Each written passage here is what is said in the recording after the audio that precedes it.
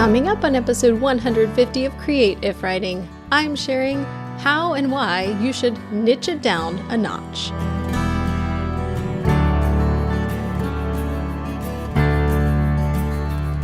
I can't go back to sleep, it's almost light.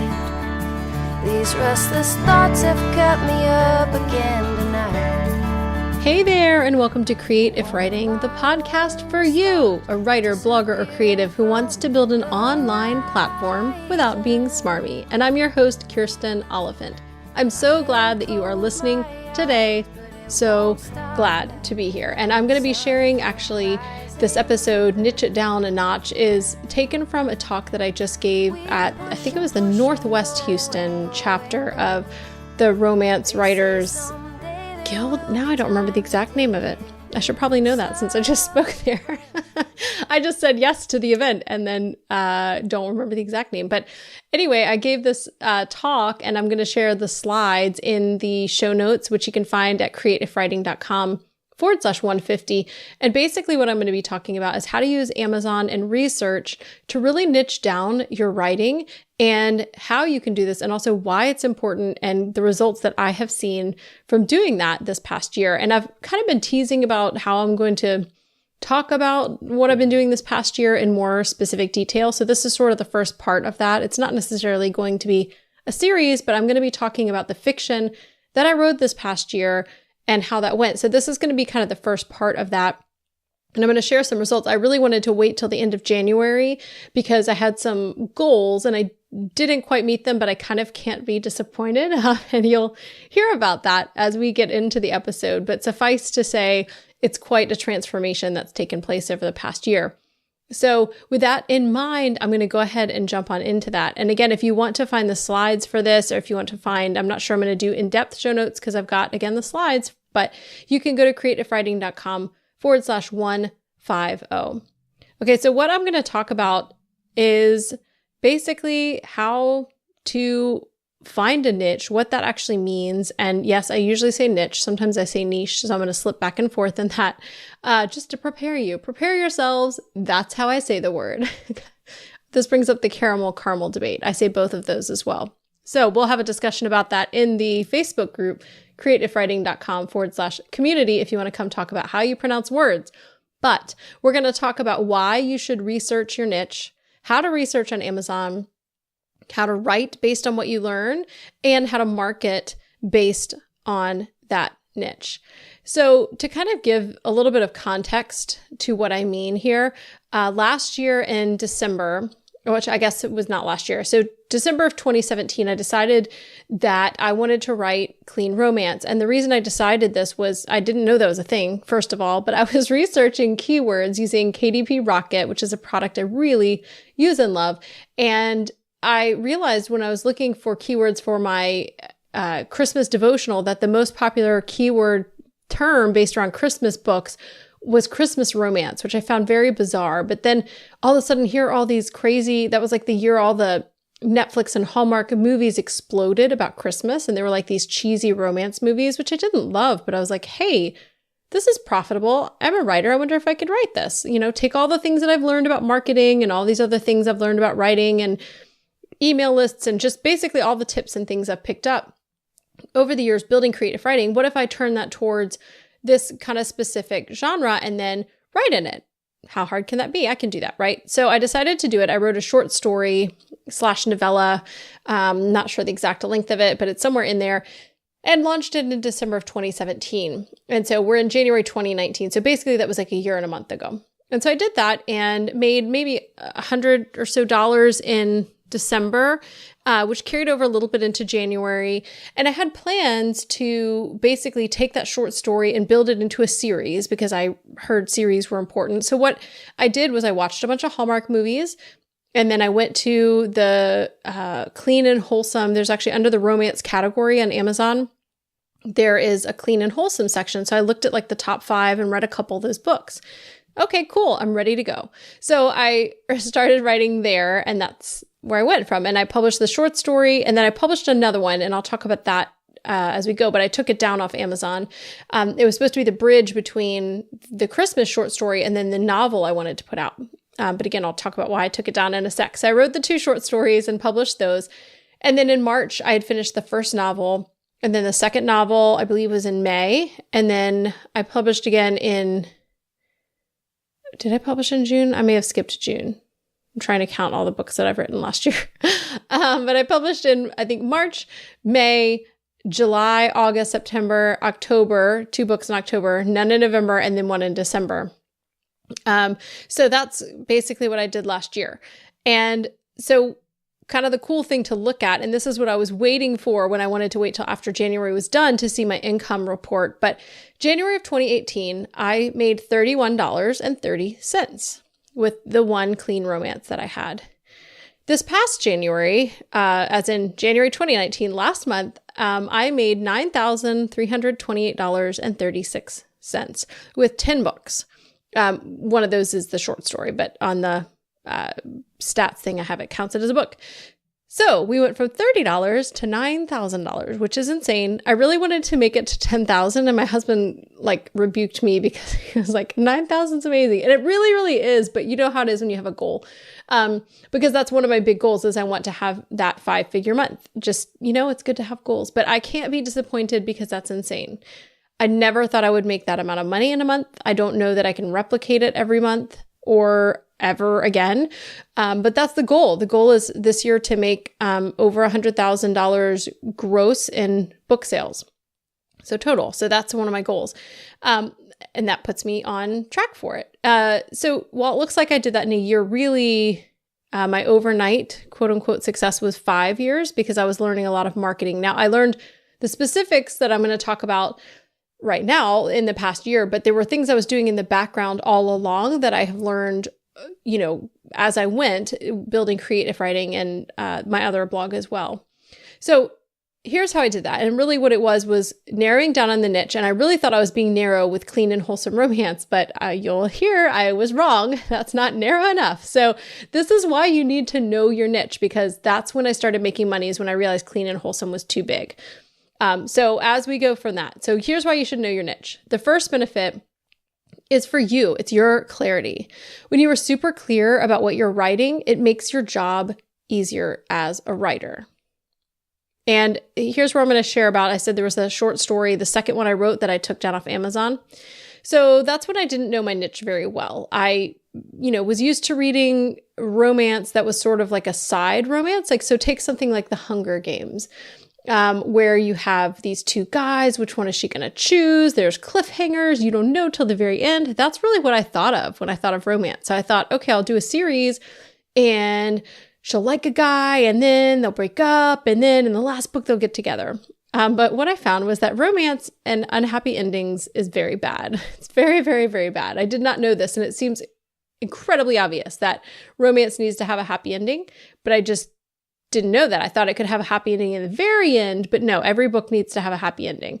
Now, there are some exceptions to this. There's some dark romance, and there's some series that don't have happy endings, but you can tell in the reviews people are unhappy, or there'll be like a preface from the author that's like, hey, just so you know, this is not going to end happily.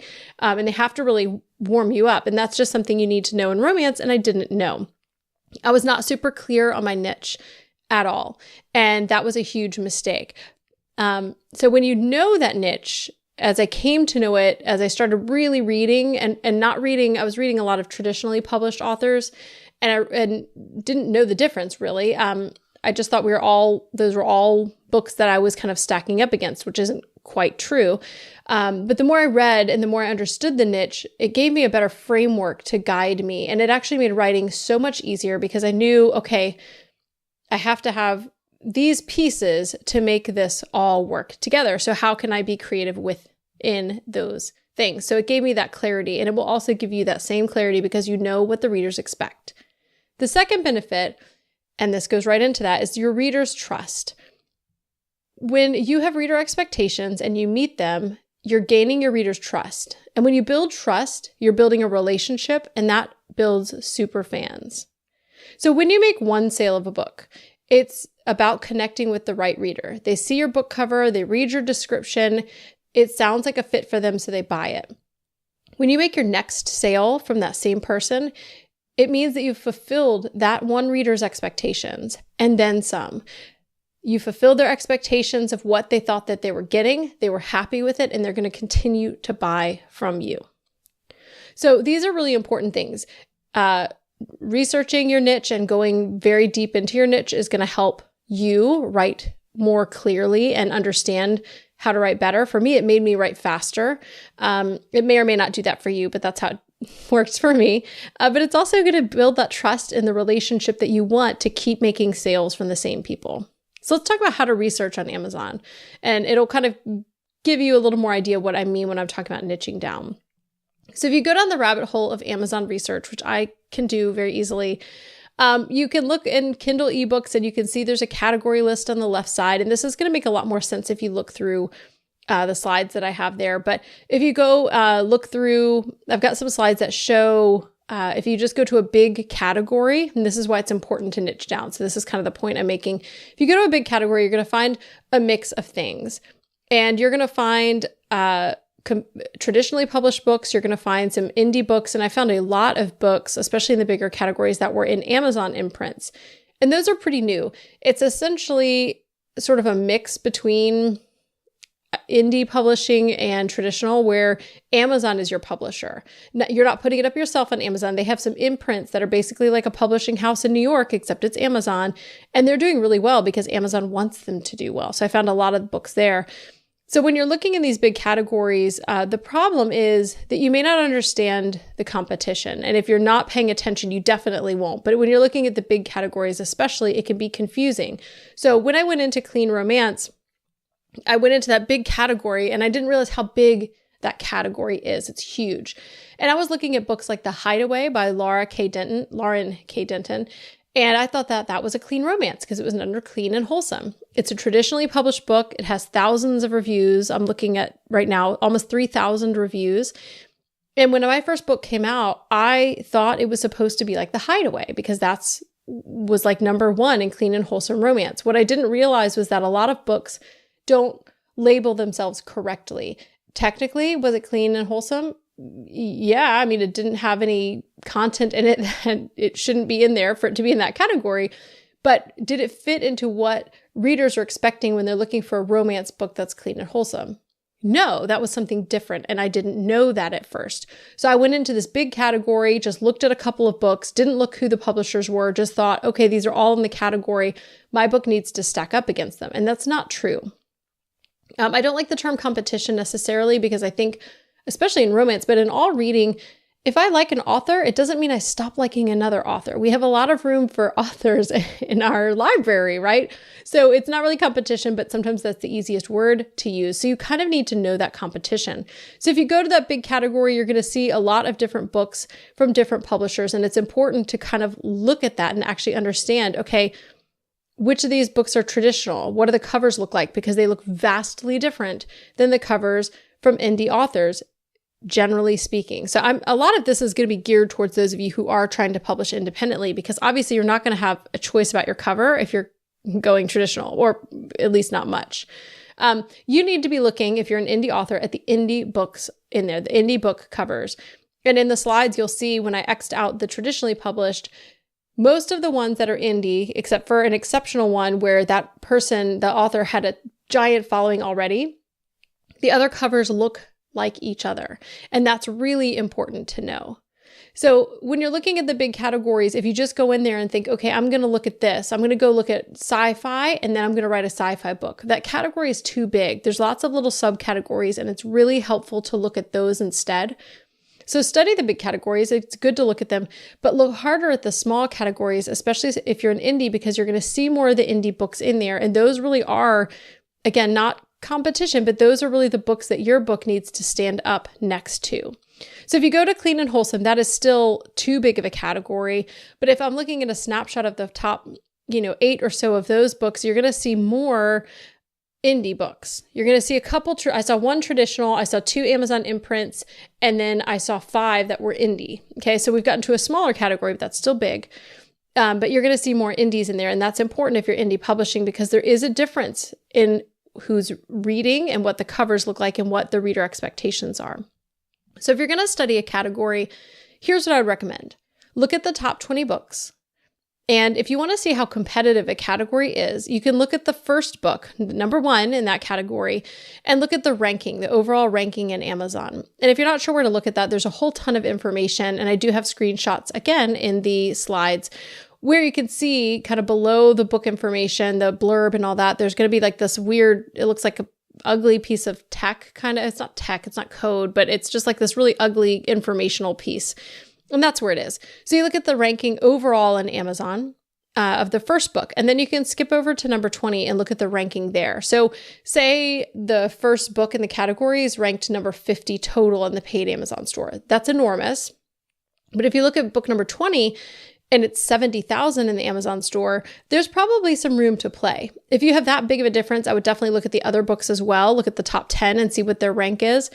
Because if it drops off from that 50 and then the next one, number 2, is maybe 2,000, that might be a category that you could be competitive in if it then goes, 2,000 and keeps going down all the way to 70,000. But if it's a category where the number 1 book is 50 and the number 20 book is only 2,000, that's a highly, highly competitive category, and it's going to be very hard to rank.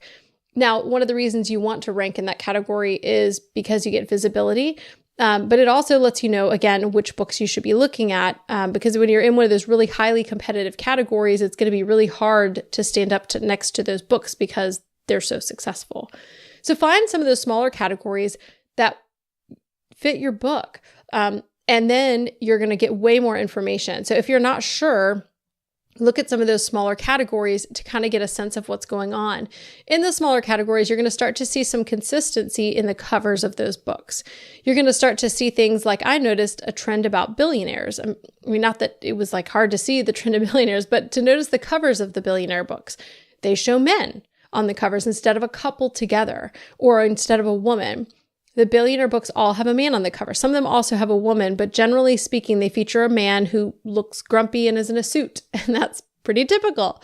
If you look at, Regency or historical books, usually they have a woman in a very big period kind of piece of dress, and they're a little bit more formal looking. Cowboy books have horses often on the cover or a guy with a cowboy hat. They may also have a girl.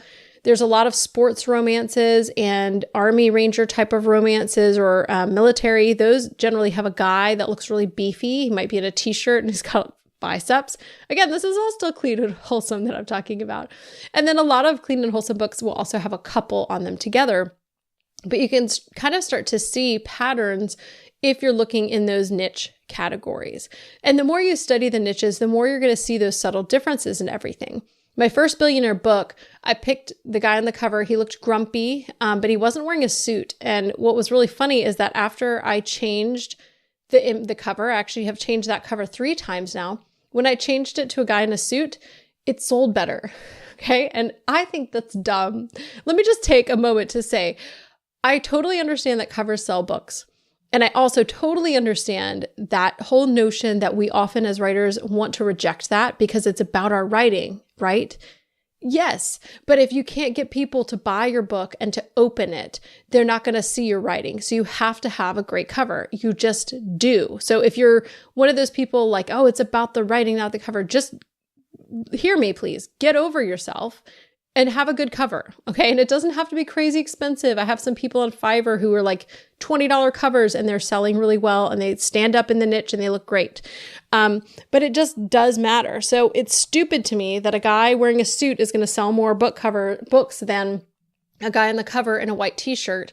Same face, photoshopped a suit on him, sold better, okay? But that's reality. That's the reality of the world we live in. We're visual people. We are. It's okay. Know it.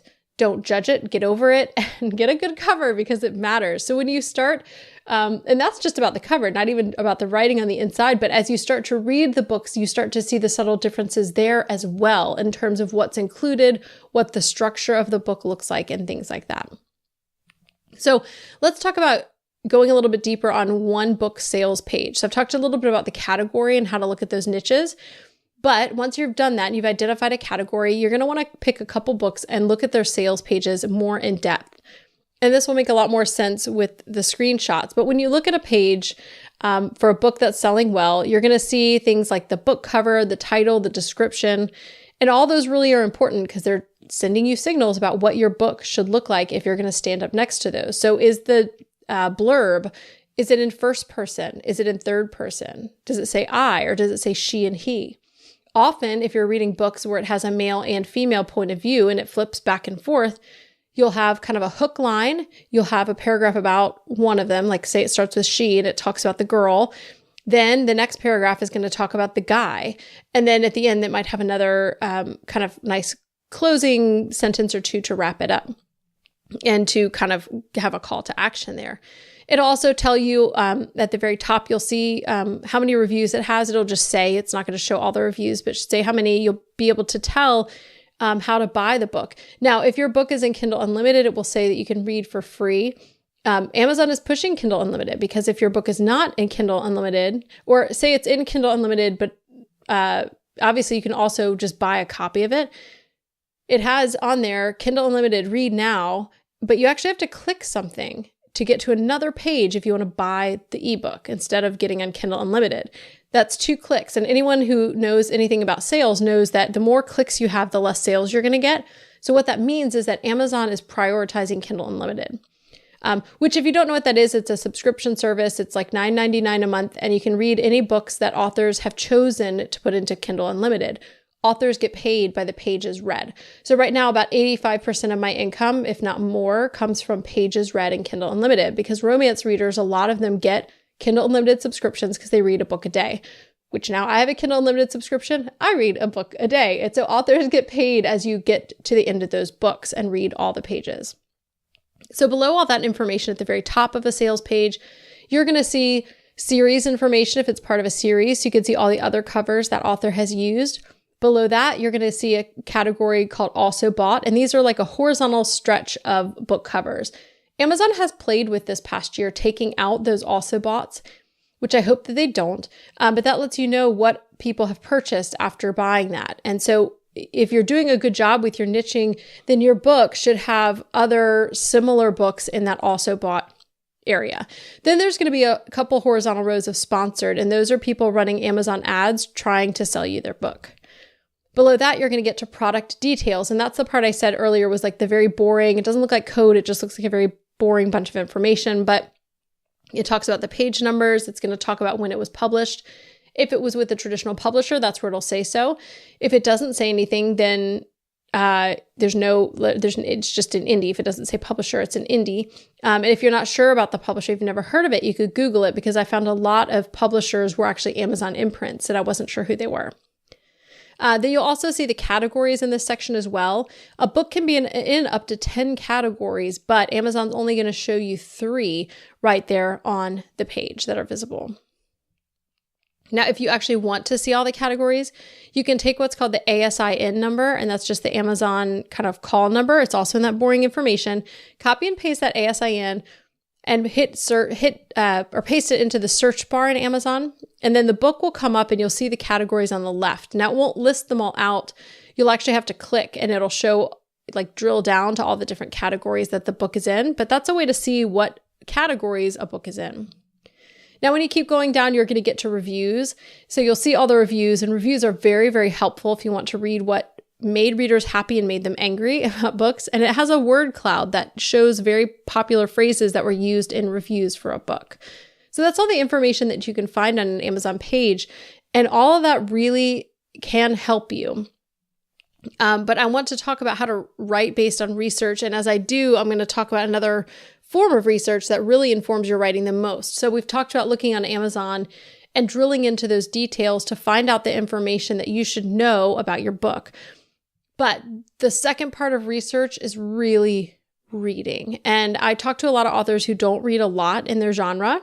And I don't really know, there's a point at which I think you can read too much. I sometimes get very distracted from my writing because I get into books.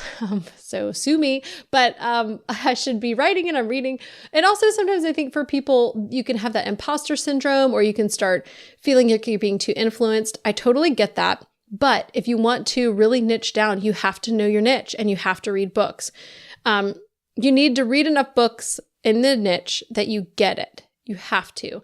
And then you can also read books about that niche. So there's a great book by Victorine Liesque called How to Write a Swoon-Worthy Sweet Romance Novel. And if anyone is planning on writing a sweet romance novel, you need to look at the book. She talks about the genre and reader expectations. She actually has one of her full books inside of that book with author notes.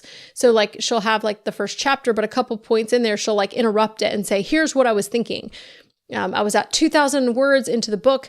This is what needed to happen. Or I was at 20,000 words in. I know I'm not quite halfway done, but I need to ramp up the emotional connection between this couple. So if there are how-tos about a specific niche, read those. It's really helpful. But you need to read the books in the niche, at least enough that you understand. And then once you have that information, you have understanding from Amazon, you have understanding from reading the books or reading books about them, that you can write how you write. And I think whether you keep your pants on or take your pants off, and if you're not familiar with those terms, a lot of people are plotters and a lot of people are pantsers. And those are people who write by the seat of their pants. That's where that pantsers term comes from. So whichever one you are, pants on, pants off, if you outline, if you snowflake, if you, whatever it is that you do, dictate, write how you write. There you go. Write how you write. So once you have all that information and you understand the niche, you write how you write. And so that's really, really important. And again, I really didn't start having success until my third book. And by my third book, I had read probably 30 books in the genre. When and the right books, I'd realized my mistake when comparing my books to like The Hideaway, because that's not really at all what I was writing. When I got to know the genre more and read more in the niche, I got better. And that's when I started I had my fingers sort of more on the pulse of what the readers expected. And I was delivering to them the product that they were thinking they were going to get. So when it comes to marketing and you're marketing based on research, the first thing, and this is just going along and reiterating what I said, but the best marketing is to write a book to market. And there's a lot of debate about this. I haven't read the full book. I know Chris Fox has a book about write to market, but essentially what this means is that you are writing a book to serve a particular category and the reader expectations for that category.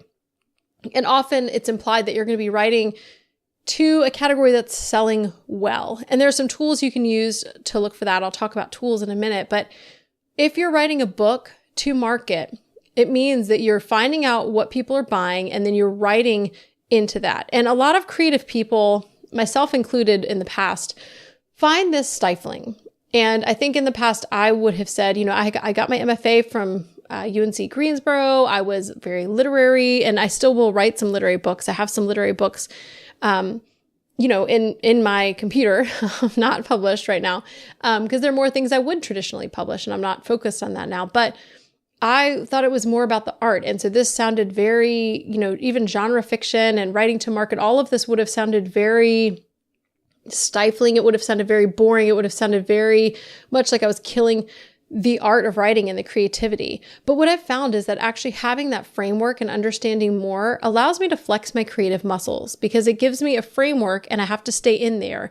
So the challenge then becomes for me, how can I deliver up something that meets the reader expectations, but isn't like every other book out there? And I love challenges. I love a good challenge, and that is a challenge. So how do you write something that has a guy and a girl, they have to get together, it has a happy ending at the end? That's pretty restrictive, right? But I found a way to write creatively within there, and that really gets my gears turning because I want to rise up to that challenge. So it does not mean sacrificing your art, but also your goals matter too. So for me, last year, Rob was between jobs and working different jobs. We needed to have an income, and my goal was to make a full-time income. And by the end of the year, I was making a full-time income with my writing. So again, this is all about writing to market, but it was not stifling to me like I thought it would be. So the first best tool for marketing is writing to market. And the second is connecting with other authors in your niche. Is this surprising to you? It shouldn't be. Facebook is really the best place I've found to do that, although I know people do it all over the place. There's probably Slack channels and all kinds of other areas and things, Reddit and places people are hanging out, but a lot of authors are hanging out on Facebook. I have found a ton of clean romance groups that has been very helpful. Before I had an email list or anything I could offer, I just tried to be helpful and connect with people in a genuine way without expecting anything back, because I think that's the best thing to do, but also hoping like these relationships might be mutually beneficial to us in the future. And when you go to the Emma St. Clair, that's my pen name for Clean Romance. If you go to the Emma St. Clair author page on Amazon, you're going to see also bought. Over to the left, they'll have like the authors that people who bought Emma St. Clair's books also bought from those authors, and then also books underneath there.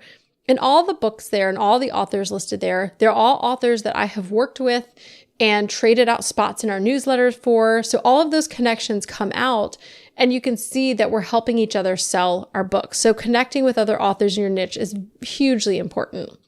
And what I did last year, and I probably will have episodes that go more into detail on these things, but I had kind of a 3-pronged marketing strategy.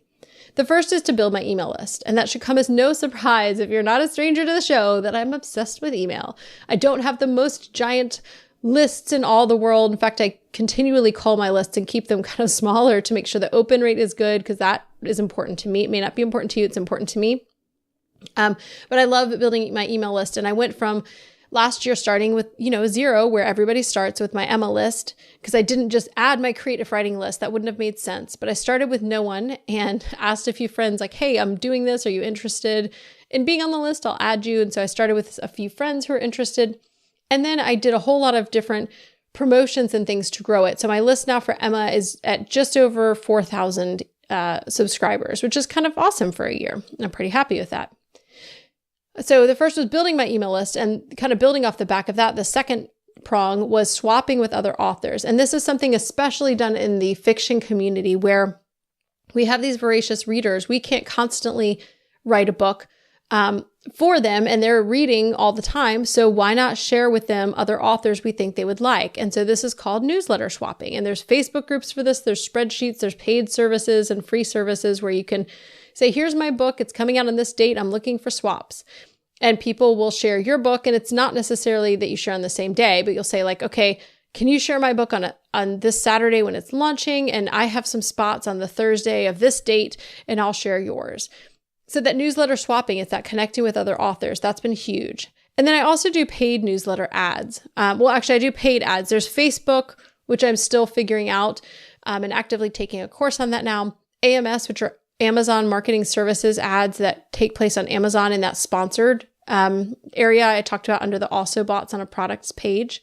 And then email promotion sites like eReader News Today and Robin Reads. There's tons of them. I'll try to link to, there's a post from Kindlepreneur with like 100 of these sites. They're not all great. I've been testing them and I continue to test. Like today, I actually had 2 paid promos. They're very, very cheap. I think a total of $15, but I made no money. I made money today. I made over $100, but I did not make what I should have made based on what it looked like last time. And so I think actually last month when I used these same services, I think I had a newsletter swap on that day that was a great newsletter. So the sales didn't come from the paid promo. They came from the newsletter swap. But anyway, I track all this stuff to kind of see. So those 3 prongs were the email list, building my own email list so I can email my own people, swapping with other authors. And again, that goes through email, and then paid ads. And my favorite of those are email. And so actually, if you look at it, all 3 of the prongs, the main focus I had was email, because I found Facebook ads are tricky and take some time to get, and they'll spend your money like crazy. AMS ads can be completely ineffective and do nothing sometimes. It's very hard, and people are still figuring it out. Amazon is still figuring it out. It's very new. It's a very hard thing to kind of be really profitable with that. I feel like I hear a lot of people saying I'm doing it, but they're not spending my money, and that's okay because you're being visible. You only pay if people click for Amazon ads, which is fantastic. But the main way that I've made the money is not through those paid things, but through the paid email promotion, which basically, take, for example, Robin Reads. I'm not sure how many people are on their email list, but something like 100,000. So I've got 4,000. They have 100,000. You can buy a genre-specific promotion, and they will send out your book to the people that are on that specific list for that genre. Highly, highly effective. So email really is the best way to sell things, not social media or other ways. And so email is really the key and cornerstone of my strategy. Not surprising again, if you know me. Other things that were helpful that I worked on kind of on the side was building my BookBub following. I'm not actually going to try for ads on BookBub, probably because they're like $5 $100 to $1,000. And I've been hearing that the longer BookBub has been out, more and more authors are not getting the return on that giant investment. But you can there's a lot of readers on BookBub. And if you can grow your BookBub following, BookBub will do the heavy lifting for you. When you have a new release, they email those people. If you have a pre-order and you put it up on BookBub, they'll email those people. And they actually are offering new things. I paid them $13 before my newest book came out. And when it was on pre-order, they sent everybody an email who follows me on BookBub, which is like over 1,000 people. Paid $13 for them to send those 1,000 people who've chosen to follow me to let them know about my pre-order. I've also grown my Amazon author follows, and you can't really track that. They don't let you see it. But anyone who clicks follow on your Amazon page, which is really a low risk thing, people are probably more likely to do that than sign up for your email list. And then Amazon's supposed to email people when you have a pre-order and then also email them again when your book comes out. Sometimes they'll do that a month. I've gotten actually new release alerts 2 months after a book has come out. So you just don't know. But either way, Amazon's doing it for you. So if you have 10,000 people who follow your Amazon page, Amazon's going to email all those people when your book is out. So that's a really nice thing to build. So some of the tools that I used to do all these things, paid tools, I have a lot of those. They're usually pretty affordable. KD Spy is one of the ones that I use a lot. When I talked about looking at a category and looking at the top 20 books, KD Spy will break that down. It's like a Chrome extension. You push a little button, lists the 20 books, tells you the sales rank, tells you how many books on average it's selling per day, how many reviews it has. It will tell you things like the estimated, if it stays at that rank, what the estimated monthly sales are. And then it'll tell you whether that category is good or bad in terms of profitability and competition. And so if you want to use, I do have an affiliate link for that one. It's createifwriting.com/spy. It's about a $47 plugin. And then there'll be an upsell for something called KD ROI, which is another Chrome extension. And when you have your book, when you're on your Amazon book page, you can just hit that Chrome extension and it will submit your book to I think somewhere around 30 or 40 promotional sites. So I talked about Robin Reads and eReader News today. Those are paid spots, like anywhere from $5 to $100 for those spots. But some of these different services will have free spots, like you don't have to pay to be featured on their website. And so KD ROI does that for you. So it will, within 3 clicks, you can submit to 20 to 30 sites. And so I do that. And I'm not sure about the ROI, which is funny because it's KD ROI, because I'm not usually tracking those because I'm not paying for them, because I'm much more interested in how much money if I'm getting it back, I'm paying $60, am I actually making book sales? Because I'm not going to pay $60 next time if I don't. So for KD ROI, I haven't tracked that as much because you don't always know. Again, they're the free sites, where they let you submit for free. So I don't always track. I'm not always able to, but those are great tools and I like those a lot. Klytics is another one that is fantastic for breaking down these niches. And my affiliate link for this one's another paid tool, createifwriting.com/Klytics. And basically there's a membership where you can get access to all the data. I don't do that. I just buy the specific ones I want. Last year they had a clean romance one and it's like a 45-minute video. There's also some handouts that shows you the different niches within a niche that are doing well. Where is there too much competition? Where is a good space that if you start writing there, there's hungry readers and not enough books being written. And so it's basically like paying somebody to do all that research for you. And those are usually around $30 to $40. And then a last tool that I really like to use is KDP Rocket. And my affiliate link for this one is createifwriting.com/Rocket. This is one that will help you with keywords for Amazon ads, because the best way to do AMS ads is to have 1,000 keywords, and ain't nobody got time for that to go sit and do thousands of keyword research. So you can actually plug in a keyword and they will spit out for you a spreadsheet that you can upload into Amazon, which is fantastic. It also will help you with keyword research.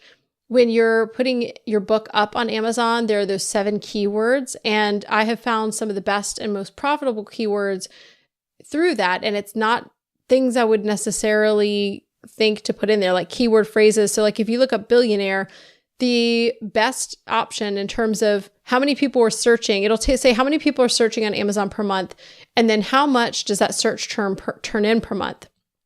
So the term billionaire romance novel Kindle Unlimited, if I'm reading it correctly, there are hundreds of searches, not that many books written, and that keyword term is bringing in about $4,000 per month. So if you want a piece of that pie, then you can go in there, and it shows you how competitive it is. The competition there is 52, which is amazing. A lot of times you'll get to like 80 and 90 with some of these competitive things. So it helps you find keywords. I typed in billionaire and then got that keyword string, and that's something people are searching for, that keyword string, which I never would have thought of. And so that's really helpful. It also gives you some category information as well, kind of like Katie Spy. So I use those tools kind of in conjunction with one another. To grow my email list, because I talked about how important that was, I did group magnet promotions, which is basically offering a free book or novella or a few chapters of your book. And I did the group promotions because if you go to a site like the ones I'm going to mention, so BookFunnel, BookCave, Story Origin are three that I really like. Prolific Works is another. I'm not as big of a fan of that one just because of the price and return on investment. But for those, if you just upload say you have a free book and you upload it to those sites, it's going to get the traffic from that site and people going there who might find it. But if you join a group, so usually those will be by genre. So I've done a couple of those where it's been a clean romance, or even more specific, a billionaire romance, a billionaire clean romance.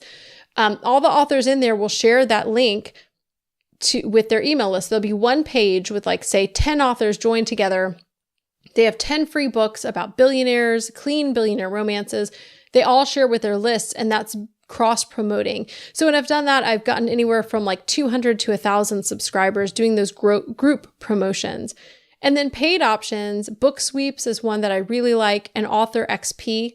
They basically work kind of the same way.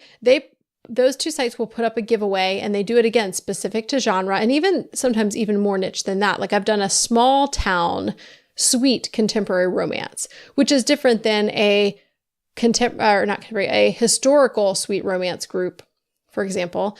And within that, they will have a contest, and there are prizes. Like you can win like 30 to 40 books, however many authors they allow in. Usually it's not more than 30, plus a gift card, sometimes an e-reader. And so people enter the contest, and they're aware, these companies handle the details of that. They're made aware that they will join the author's email lists. Now, sometimes people have said that these giveaway sites and everything else, that they don't have a good return, but I have found my open rates have been fantastic, even though I've used a couple of these different methods. I think I've used Book Sweeps twice and Authors XP once, and I've gotten, I got like 1,000 subscribers from Authors XP and something around 700 for the first Book Sweeps. And then sometimes you'll get repeat customers. So people continue to enter those.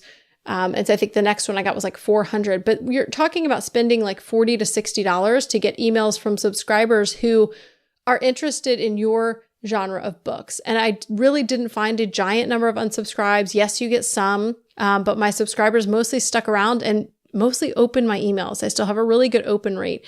And so that's those are great list growth things. So that's how I got from 0 to 4,000 in that year, was having the book signups or having signups in my books, but also doing those group promotions and those giveaways through those sites. So my big tips, if you're planning to try to be profitable, niching down is hugely profitable. Especially if you're writing in a niche that is profitable. So that's the other thing, is you don't want to niche down so much that you're writing in a niche that is not profitable. No one cares about your horses who play chess niche. That's just not a niche that's going to take off in 2019. I can say that with certainty.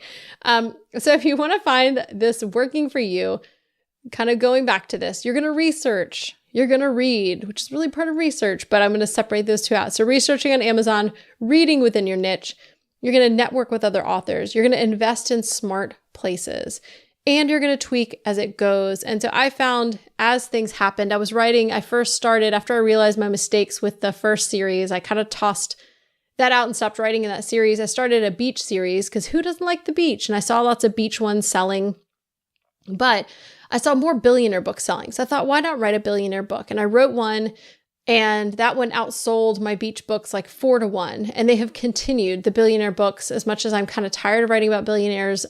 Just the reality is they still outperform all of my other books, even though now I'm bigger. So the beach books came at the beginning. I thought, well, maybe it's because those books came at the beginning. Well, my books have all sold better as I've gone because I've had more people on my email list. I have more people who like my books. I'm building those fans, but I've released a couple books that aren't billionaires since then, and they don't sell as well, period. So that's where finding those hot niches and writing in them can help. So I tweaked things. And like I mentioned, I also tweaked like that one cover where the guy was in a t-shirt and I put him in a suit and it sold better. So as you're doing these things and researching your niche, you're going to find the things that work for you, and you're going to continue to hone your craft and hone your process.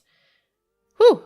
So that is niching it down a notch. And if you want to, again, look at the slides. I've got some fun GIFs in there and screenshots galore. You're going to go to creativewriting.com/150. We're at episode 150, you guys. That's amazing. And I need to go take a nap or something. This was a lot of talking. I missed last week, and I'm happy to be back. And hopefully we'll be back next week, even though we've had sick kids and people out of town. But I'm going to be doing my best to be here and recording the podcast for you guys.